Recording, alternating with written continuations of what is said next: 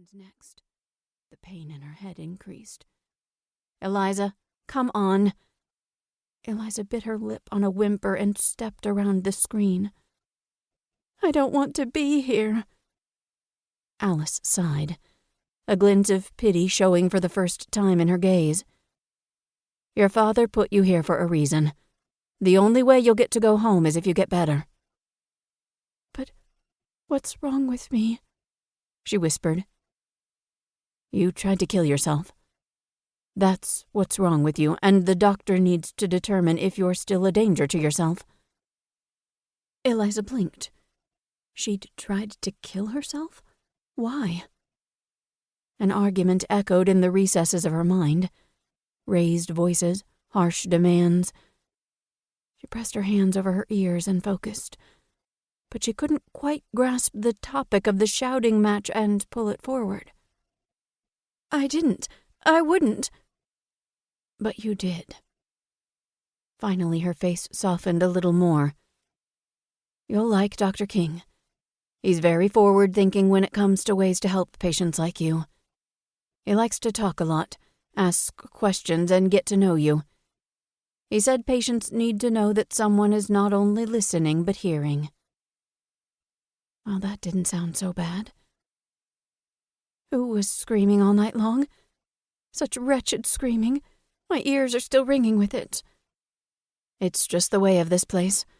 You'll learn to ignore it."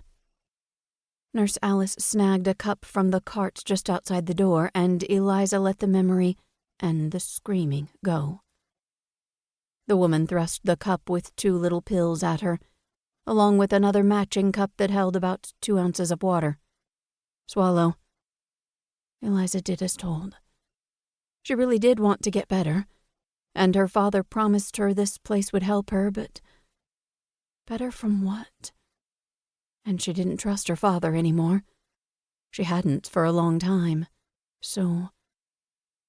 "I have 2 more patients to see," Nurse Alice said. "Be ready when I get back." And then she was gone, the door snicking locked behind her. Tears leaked from Eliza's eyes. She was only 22. She'd barely begun to live, and already it felt like her life was over. She looked at her wrists once more. They didn't hurt any longer, and she decided one of the pills must be some kind of painkiller. Probably the one that made her want to sleep the hours away. She frowned.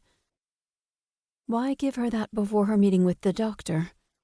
It was going to be all she could do to stay awake. With a sigh, she lifted the mattress and pulled out her journal along with the ink pen Betsy had managed to sneak her. If Nurse Alice found the pen, she'd take it. Because if Eliza truly wanted to kill herself, she could find a way to do so with the writing instrument. But Eliza didn't want to die. She wanted to live.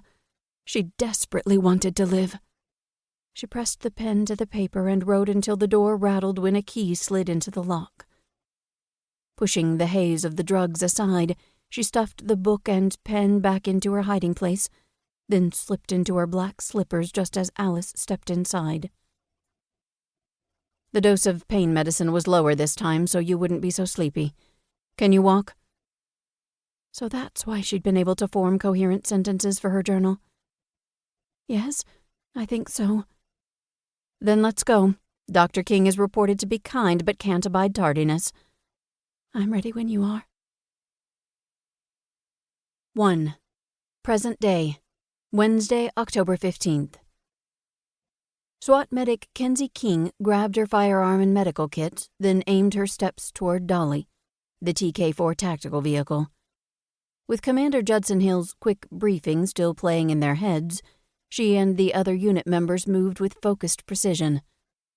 Outside, snowflakes dusted her and she blinked. Lake City, North Carolina didn't see tons of the white stuff this early in the season, but the mid-October temps had dropped last night, and the weatherman's predictions had come true. Thankfully, it wasn't supposed to freeze and should be gone almost before it touched the ground. Next week would find the temperatures in the mid-60s. She'd been on the job almost 6 months, so this was her first fall with